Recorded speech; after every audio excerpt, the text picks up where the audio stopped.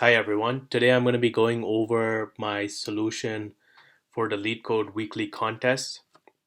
And I'm just going to go over the first question right now, which is finding the difference of two arrays. This is the first question and it's marked as easy, so it's not too difficult. And what it's telling you to do is, given two zero index integer arrays nums and nums2, return a list answer of size 2, where answer 0 is a list of all distinct integers in nums1 which are not present in nums2, and then answer 1 is a list of all the integers in nums2 that are not present in nums1. And it tells you that they can be returned in any order. So there are two examples, and then you can see 1, 2, 3, and 2, 4, 6. So 1 and 3 are not present in nums2, so that's what is in the first input, and then in the second one you have 4, 6, which is not present in nums1. So similarly here you have the same thing where you're just getting 3, which is not present in nums2. And nums2, everything is present in nums1, so it's empty. So it's a pretty straightforward question actually, and really to solve this problem, you're kind of told that you can return it in any order. And typically whenever you see this any order, that means you can use hashing.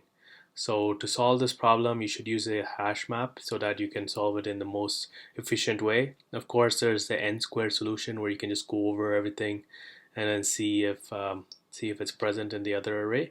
But if you use hashing, you can solve this in O of n time, and that is actually how I solved this question as well.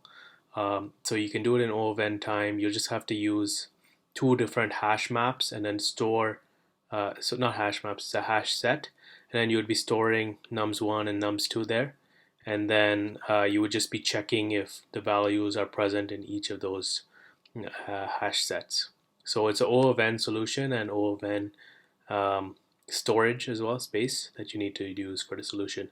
And just going over my solution, I already solved this problem.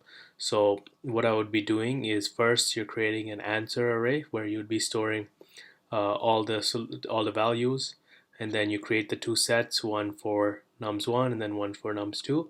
Then you just basically add everything there for the first one, and then you also gonna probably add the second one as well, right? Like all the values in nums2, and then you add you have the list, and then now in the list you check.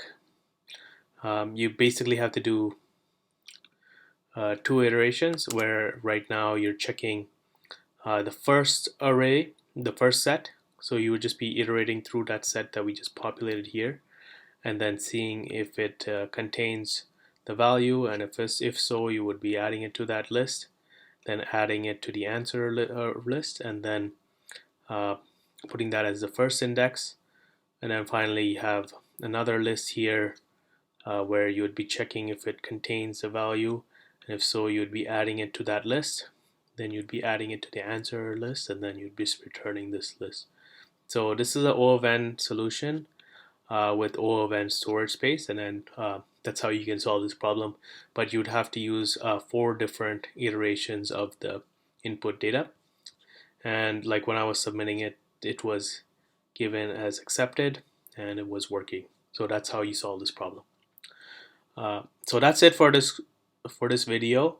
Let me know if you have any questions on the solution, or if you have any other problems that you would like me to solve.